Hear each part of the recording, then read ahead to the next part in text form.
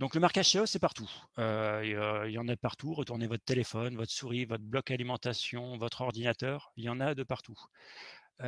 Sur les jouets de vos enfants aussi, toutes vos peluches ont un petit logo CE, donc il est de partout. Donc, qu'est-ce que ça veut dire? CE, ça veut dire conforme aux exigences européennes. Ça veut dire que tout produit mis sur le marché européen doit être conforme aux exigences européennes. Il faut forcément qu'il y ait ce logo CE. L'objectif, il est double. Pour l'utilisateur, mais aussi et surtout pour le fabricant.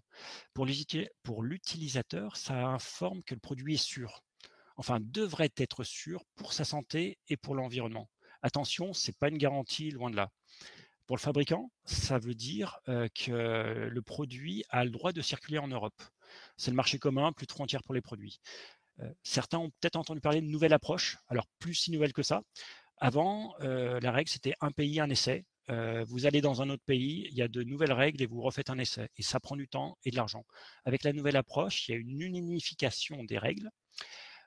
Et du coup, c'est un seul essai. Et mettre un produit sur le marché devient beaucoup plus rapide et coûte surtout beaucoup moins cher. Donc, si vous suivez la règle, vous pouvez dire que vous êtes conforme et mettre le produit sur le marché européen. Alors, la particularité du logo CE, c'est que c'est vous qui mettez le coup de tampon. Vous, fabricant du produit, vous dites OK, je suis bon. C'est ça qu'on appelle l'auto-certification. C'est pour ça que ce n'est pas une garantie pour l'utilisateur, loin de là.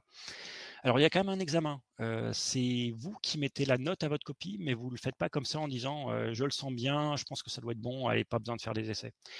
Pas comme ça que ça marche. L'auto-certification, ça vous donne des droits, mais ça vous donne aussi des responsabilités aux fabricants, mais aussi à l'importateur, distributeur, revendeur. Et s'il y a un souci, un accident ou un simple contrôle, vous avez 48 heures pour fournir votre dossier CE. Il ne s'agit pas de faire les essais à ce moment-là. Donc ça explique aussi pourquoi le sourcing chinois n'est pas si simple depuis peu. Il n'est plus question de dire c'est la faute de mon fournisseur, l'usine qui est là-bas en Chine.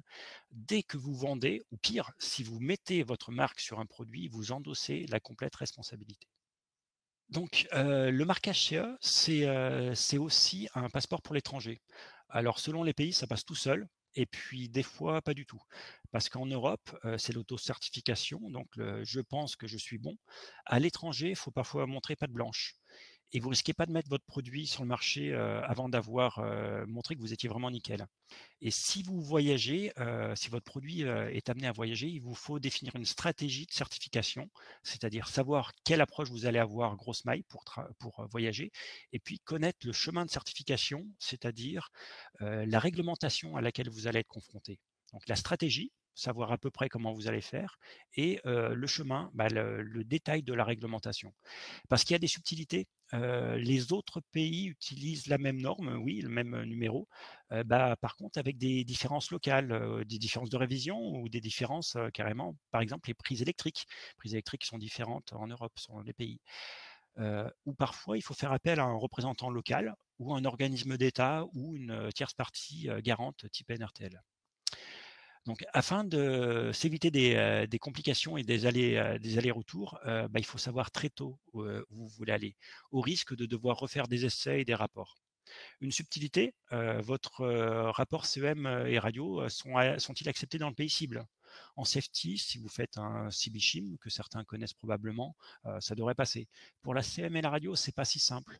Il faut parfois, faut se décider vraiment à faire des rapports béton si vous voulez voyager.